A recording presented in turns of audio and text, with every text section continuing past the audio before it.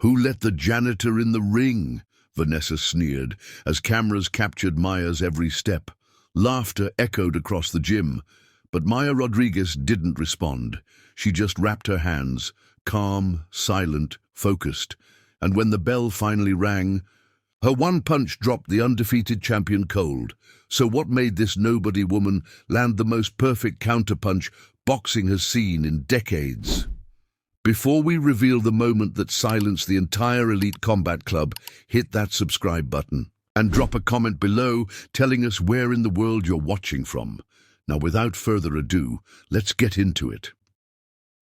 The Elite Combat Club stood like a fortress of privilege in downtown Los Angeles, its glass and chrome facade gleaming. Under the California sun, Maya Rodriguez paused at the bottom of the marble steps, her worn gym bag slung over her shoulder, her faded grey hoodie and simple black leggings a stark contrast to the designer athletic wear streaming past her. At 32, Maya carried herself with a quiet dignity, her dark hair pulled back in a practical ponytail, her brown eyes steady as she gazed up at the exclusive temple of combat sports. She took a deep breath and climbed the steps, each one bringing her closer to fulfilling a promise made at her grandfather's deathbed. The security guard at the entrance stepped directly into her path, his eyes skimming over her worn sneakers with obvious disdain.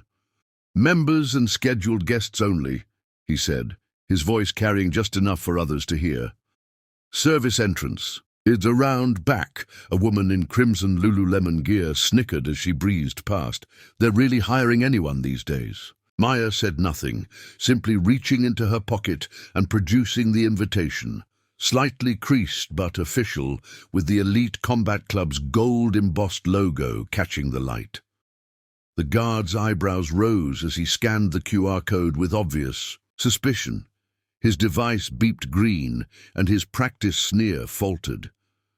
"This must be some mistake," he muttered, reluctantly stepping aside. As Maya entered the lobby, the receptionist looked up from her desk, her smile freezing. "Are you lost, honey? Cleaning staff check in downstairs."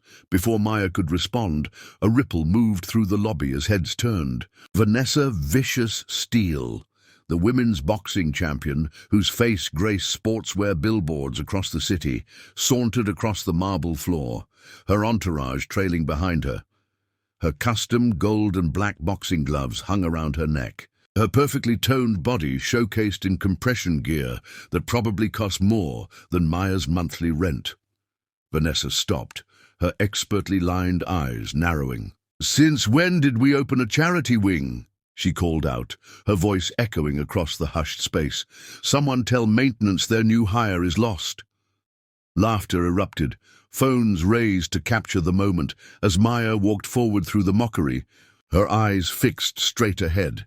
Inside, Maya stepped into a world designed to keep people like her out. The main training floor sprawled before her like an athletic cathedral, with soaring ceilings and equipment that gleamed like jewelry. Flat-screen displays mounted throughout the space showed live social media feeds where comments scrolled in. Real-time, "Who let her in? Must be lost lol, janitor day." The club's members, celebrities, tech moguls and professional fighters moved around her like water around a stone, their designer activewear a rainbow of wealth against her. Faded greys. Maya continued forward, her eyes drawn to the wall of champions that dominated the far end of the main floor. Vanessa Steele's image towered largest of all, a glossy photograph of her with arms raised victoriously. 32 wins, 0 losses. The caption read, "Vanessa Vicious Steele, the undefeated queen of elite combat." Maya was not tall, 5'6" and lean, but something in the way she carried herself spoke of a core density, a centeredness that few noticed beneath her worn clothing. Her shoulders were square, her stance balanced, her movements economical. The rare observer might have noted her calloused knuckles or the subtle way she assessed the space around her. She adjusted the strap of her worn gym bag, feeling the outline of her grandfather's gloves within. Those gloves had seen more real fights than most of the equipment in this gleaming showplace. "You know," came Vanessa's voice, suddenly closer, "we have a dress code here." The champion circled Maya like a predator. "Designer gear only. It keeps the riffraff out." Maya met her gaze, saying nothing, which only seemed to irritate Vanessa more. "What's wrong? Can't afford words either?" Vanessa taunted, playing to her audience. Maya's silence was not weakness, but restraint, a lesson her grandfather had taught her long before he taught her how to throw a punch. Maya found a corner of the gym that seemed momentarily forgotten and began wrapping her hands with the traditional long cloth her grandfather had taught her to use. As her fingers worked, her mind drifted back to the tiny backyard of their East Los Angeles home, where Abuelo had erected a makeshift heavy bag hanging from the only sturdy branch of their scraggly oak tree. Every morning before school, they would train together in the soft dawn light, the neighborhood still quiet around them. Maya could still feel the roughness of his calloused hands, gently correcting her form, still hear his patient voice cutting through the morning mist. "Mija, boxing isn't about hitting hard," he would say, guiding her 8-year-old hands. "It's about hitting right. Precision beats power every time. The perfect punch begins in your feet, travels through your body, and merely exits through your fist." Miguel Shadow. Rodriguez had been a legend in Mexico, but just another aging immigrant in America. His legacy, 53 professional fights, 48 wins, 43 by knockout, was all but forgotten here. But not by Maya. She remembered the newspaper clippings he kept in an old cigar box, yellowed with age, headlines in Spanish proclaiming him El Fantasma, the ghost, for how opponents would swing at where he had been, never where he was. Burst of laughter snapped her back to the present. 3 women were openly taking photos of her. Hashtag lost and confused, one said. Hashtag wrong neighborhood. The gym owner, Marcus Reed, approached. "Excuse me, miss," he began quietly. "There seems to be some confusion. That invitation is legitimate," Maya finished for him, her voice firm, the first words she'd spoken since entering. "From Carlos Vega." Recognition flickered in Reed's eyes. Carlos Vega, Olympic gold medalist, now a reclusive trainer who rarely set foot in public gyms. Before Reed could respond, Vanessa approached with her entourage. "Marcus, darling, are you handling our situation?" She gestured toward Maya, as if indicating a spill on the floor. Reed shifted uncomfortably. "She has a valid invitation from Carlos Vega." Vanessa's perfect eyebrows rose. "Carlos, the hermit? Oh, I get it. You're his charity case, his little project from the barrio." Maya finished wrapping her left hand and started on her right. Her movement steady. "He's trying to prove a point," Vanessa continued, "bringing in street trash to show up the elites. But this isn't some Rocky movie, honey. You can't montage your way into our league." Phones captured everything, the live feed comments multiplying by the second. Vanessa suddenly turned to the crowd. "Who wants to see what happens when someone from wherever she's from steps into a ring with an actual champion?" Excitement rippled through the crowd. "Vicious. V's nobody already trending. A little sparring session," Vanessa said with a predator's smile, "just to show everyone the difference between playing at boxing and being a boxer." Maya finished wrapping her right hand and stood. "I accept," she said simply, her voice quiet but carrying in the sudden silence. 20 minutes, Vanessa announced. "Main ring, full protective gear." She leaned closer to Maya. "I'll try not to damage that pretty face too badly. Wouldn't want you unable to work tomorrow." As Vanessa moved away with her team, Maya stood alone.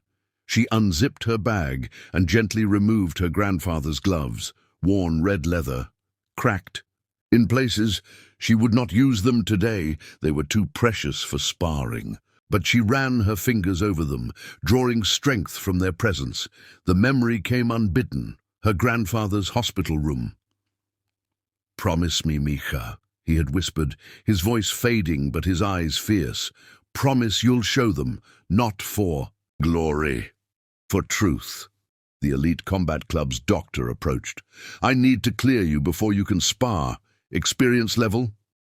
Enough, Maya answered, offering nothing more. The main ring stood elevated at the center of the gym, bathed in strategic lighting.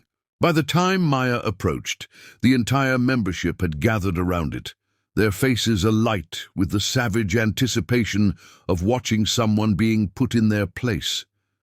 Vanessa was already in the ring, bouncing lightly on the balls of her feet, her gold-trimmed black gloves punching the air in practiced combinations. Her team surrounded the ring like generals planning a conquest.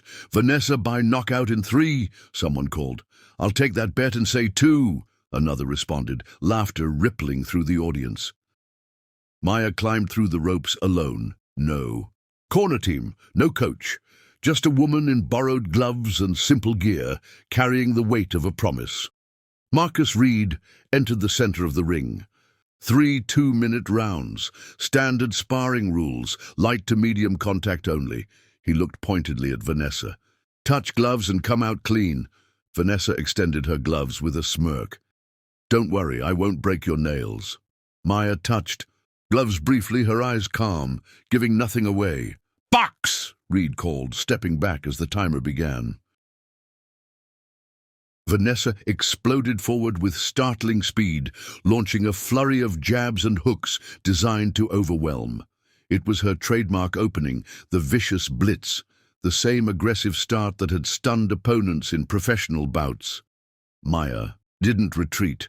She moved, just enough, just in time, her body seeming to flow around Vanessa's onslaught like water around stone. One punch grazed her headgear, another brushed her shoulder, but nothing landed clean.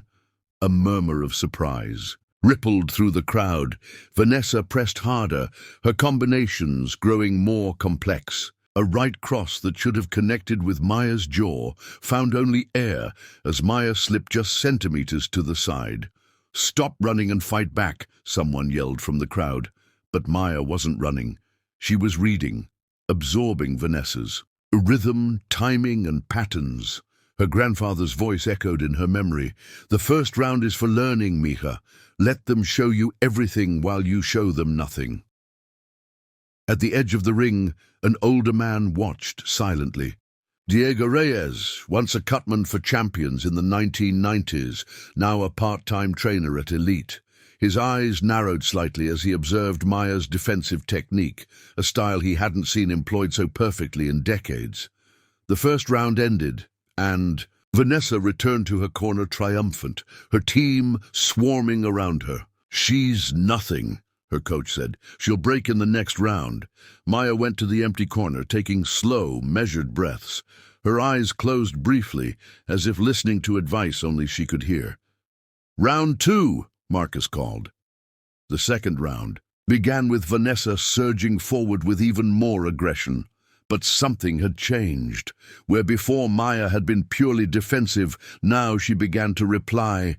A jab from Vanessa was slipped, and Maya countered with a quick, sharp jab of her own that snapped the champion's head back. A collective gasp rose from the crowd.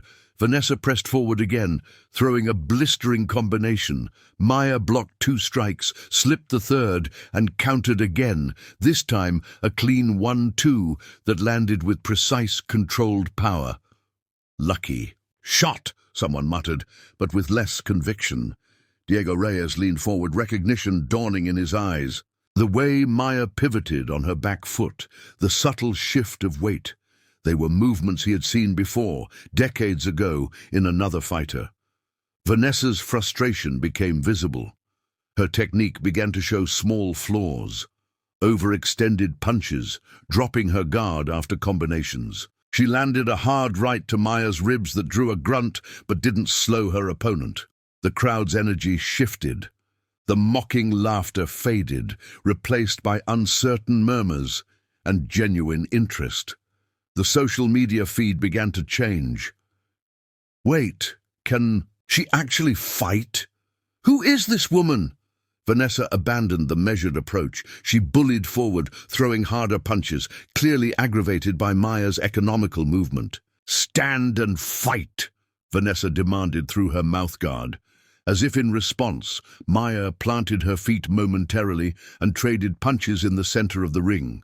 A brief, explosive exchange that ended with Vanessa backing away, her nose reddened. From a perfectly placed straight right, the champion's eyes flashed with genuine anger. She launched forward with a flurry that pushed the boundaries of medium contact, clearly trying to hurt rather than score.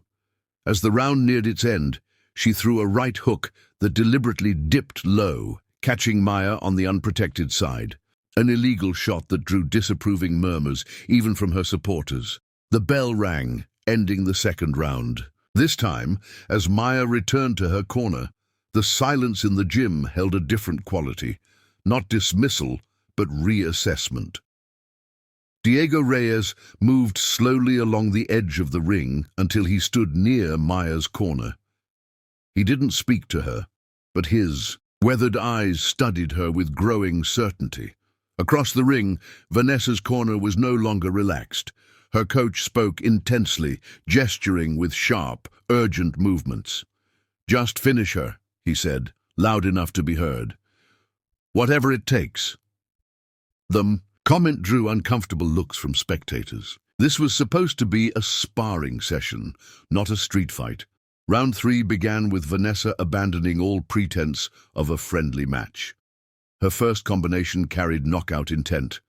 Maya slipped the worst of it, but the uppercut grazed her chin, snapping her head back. The champion pressed her advantage, trapping Maya against the ropes. "You don't belong here," Vanessa hissed, landing another body shot. "Never did," Maya countered with a crisp jab followed by a straight right that landed clean. Vanessa stepped back, a trickle of blood appearing at the corner of her mouth, where Maya's counter had split her lip slightly. The sight of her own blood triggered something primal in Vanessa. Her face contorted with rage. "You think you can come in here in your thrift store clothes with your pawnshop technique. I trained with Olympic coaches while you were probably cleaning toilets," Vanessa continued, her voice carrying across the now silent gym. "I fought champions while you watched on some cracked TV in whatever barrio you crawled out of."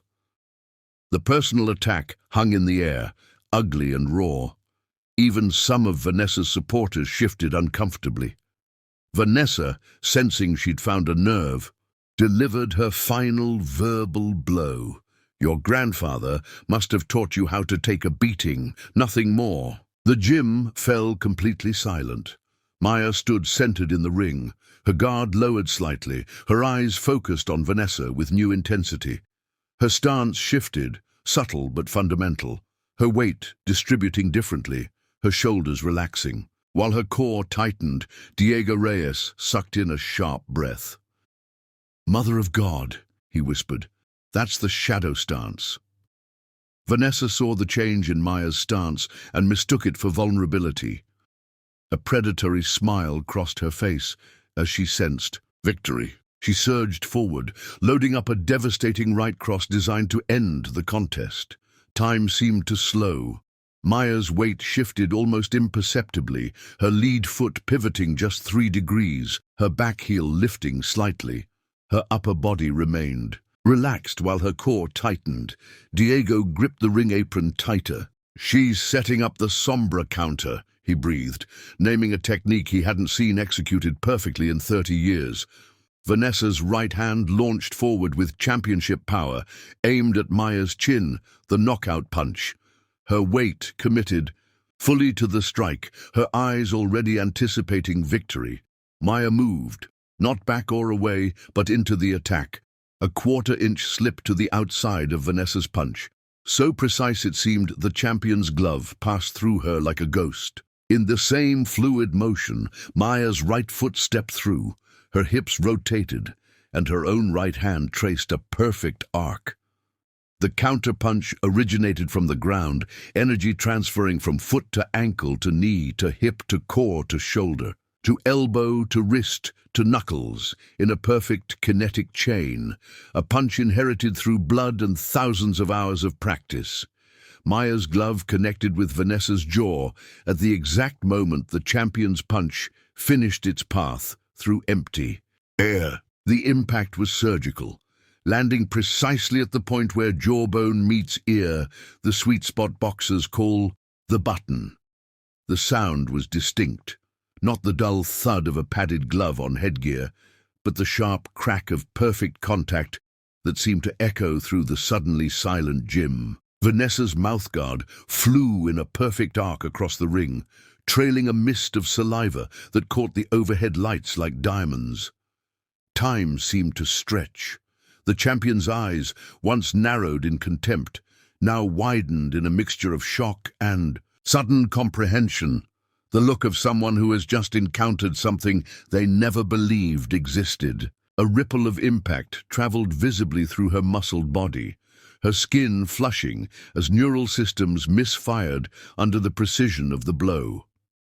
For one suspended moment, Vanessa remained upright, her expression frozen in that singular moment of awareness. Before unconsciousness, then physics took over. Vanessa Steele, undefeated champion, face of women's boxing, fell. Not dramatically like in movies, but in the peculiarly graceless way that only a truly unconscious body can fall. All muscle control severed instantly. She hit the canvas with a finality that silenced the gym completely. Marcus Reed rushed into the ring to check on Vanessa, who was already beginning to stir. Her team scrambled through the ropes, their faces masks of disbelief. The crowd remained frozen, phones forgotten in hands that didn't remember to press record. The gym's social media feed exploded. What just happened? Did you see that? Who? Is she? Diego Reyes moved toward Maya's corner. That punch, he said quietly. I've only seen it thrown like that by one other person. Miguel Shadow Rodriguez, the greatest counterpuncher Mexico ever produced. They called that his Sombra Special, the punch that ended 43 fights. You're his granddaughter, Diego said. It wasn't a question. Across the ring, Vanessa was sitting up now, the confusion in her face giving way to the dawning realization that she had been defeated cleanly and completely in front of everyone.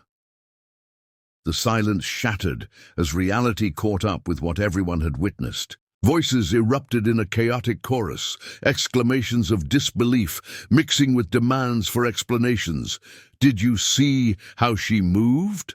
That wasn't luck, that was perfect technique. One punch, just one perfect punch. Maya removed her headgear with the same economical movements that characterized her boxing. The promise was fulfilled. That was enough. Vanessa was fully conscious now.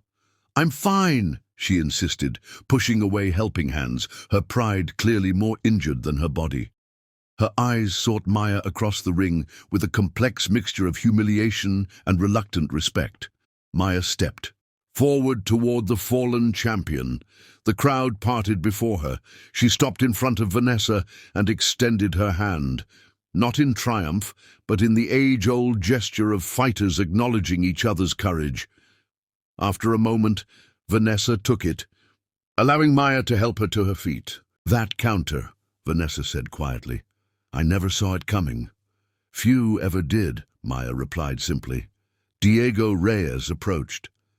Ladies and gentlemen, he announced, you just witnessed the resurrection of the Sombra counter, the signature move of Miguel Shadow Rodriguez, perhaps the greatest counterpuncher to ever lace up gloves. 48 wins, 43 by knockout, Diego continued, a legend in Mexico who never got his due in the States. He turned to Maya. You're his granddaughter. Maya nodded. He taught me everything I know. In our backyard in East L.A., with a heavy bag hung from an oak tree. Marcus Reed stepped forward. Why didn't you say something when you arrived? Maya's smile was small, but genuine. Would it have mattered? Would anyone have believed me? The question indicted everyone present. for their assumptions and dismissals. The social media feed had transformed completely. Gone were the mocking comments, replaced by admiration and video clips of the perfect counterpunch being shared thousands of times. Shadow Rodriguez's granddaughter. That technique is insane. From laughingstock to legend in one punch.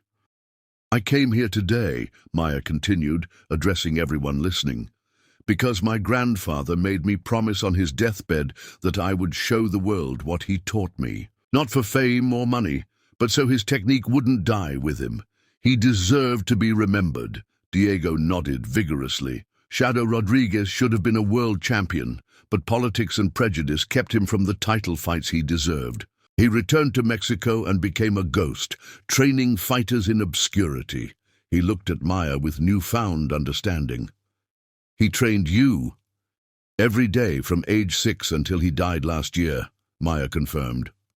Maya. The shout came from the gym entrance, where Carlos Vega, the Olympic gold medalist whose invitation had granted Maya access, strode in. I see you delivered your message. He embraced Maya warmly, then addressed the crowd. Shadow Rodriguez was my first trainer. Everything I accomplished began with what he taught me. I've been telling people for years about his technical genius, but no one listened. So when Maya told me she wanted to honor her grandfather's legacy, I knew exactly where she needed to do it. Understanding dawned on the faces around them. The day's events hadn't been an accident, but a carefully planned demonstration. By the next morning, the video of Maya's perfect counterpunch had gone viral. Sports networks picked up the story. Unknown fighter KOs champion with lost technique, and boxing forums exploded with frame-by-frame analyses of the Sombra counter. 1 week later, Maya returned to Elite Combat Club, this time walking through the front door without challenge. The receptionist, who had once dismissed her, now stood to greet her with a respectful, "Good morning, Ms. Rodriguez." In the main training area, Marcus Reed had commissioned a new addition to the Wall of Champions, a restored photo of Miguel's shadow. Rodriguez, from his fighting days. Beneath it, a plaque detailed his record and contributions to boxing technique. Your idea? Maya asked Diego Reyes, who stood beside her admiring the photo. The veteran trainer nodded. Marcus agreed immediately. Whatever his reasons, your grandfather's finally getting some of the recognition he deserved. He wouldn't have cared about the recognition, Maya said, touching the plaque gently. He only cared about the art. Where once Maya had stood alone, surrounded by mockery, now stood a dozen eager students, men and women of various backgrounds. Among them, surprisingly, was Vanessa Steele. I don't want to just win, she had told Maya. I want to master the craft. What you showed me, that's real boxing. As Maya approached the ring, the students straightened. There was respect in their eyes, not the wary deference given to wealth, but the genuine respect fighters hold for true skill. Today we start with fundamentals, Maya said, stepping through the ropes, her grandfather's worn gloves now proudly displayed on her hands. The Sombra technique isn't just about one counterpunch, it's a philosophy of movement. Boxing isn't about who's stronger or faster, it's about who understands rhythm and timing. My grandfather used to say, in the space between your opponent's intention and action lies your opportunity. The students mirrored her movement with intense concentration. Even Vanessa followed Maya's instruction with humble attention. 3 months later, Elite Combat Club hosted its first ever Technique over Status exhibition match. The once exclusive gym had transformed into a celebrated center for authentic boxing heritage. The Sombra method isn't about status or glory, Maya explained to a documentary crew. It's about understanding that boxing is both science and art. My grandfather always said a perfect punch should look like poetry and feel like lightning. The wall that once showcased only contemporary champions now featured a Legends of Technique section, with Miguel Shadow Rodriguez prominently displayed alongside other overlooked masters. I was angry at first, Vanessa admitted in a joint interview with Maya that had gone viral. No one likes being humbled, especially not publicly, but it was the best thing that ever happened to my career. I was becoming more brand than boxer. Maya reminded me why I started fighting in the first place, for the pure challenge of mastering the craft. Maya sat across from Diego Alvarez, a soft-spoken strength coach who had been the first staff member to treat her with respect on that a fateful day. Their professional relationship had gradually evolved into something more personal. She found herself drawn to his quiet confidence, his lack of pretense, qualities so rare in this world of showmanship and ego. "They want us to go national," she told him, sliding a contract proposal across the table. "Seminars in 20 cities, teaching the Sombra method." Diego's eyes crinkled at the corners when he smiled, not the practiced grin of someone accustomed to the spotlight, but something genuine that reminded her of her grandfather. "Your abuelo would be amazed." From a backyard in East LA to this, Maya watched the light play across the championship belts displayed on the far wall. She thought of her grandfather's hands guiding hers, of early mornings in that small backyard, of promises kept. "He wouldn't be surprised at all," she said softly. "He always said the truth finds its way to the surface eventually. Good technique can't stay hidden forever." She touched the worn leather of her grandfather's gloves, now displayed in a simple glass case near the entrance, not sequestered away with memorabilia of the famous, but placed where every student would see them upon entering. That's what he fought for, not glory, truth in motion. From a simple woman laughed off a boxing ring to a respected teacher preserving a nearly lost art, Maya's journey had come full circle, her single perfect punch still reverberating through the boxing world. The promise to her grandfather had been kept, his legacy secured not in trophies or titles, but in the living technique now being passed to a new generation. Have you ever witnessed someone being underestimated because of their appearance, only to be shocked by the hidden talents they revealed? Or have you been in Maya's position, judged before you had a chance to demonstrate your true abilities? Share your stories in the comments below. If this tale of quiet strength and unexpected skill inspired you, hit that like button and subscribe to hear more stories about simple women accomplishing extraordinary things. Don't forget to press the bell icon so you'll be notified tomorrow when our next video drops at the same time. Share this video with someone who needs a reminder that true expertise doesn't always come in the packages we expect. I'll see you tomorrow with another powerful story that proves sometimes the most remarkable people are the ones we overlook.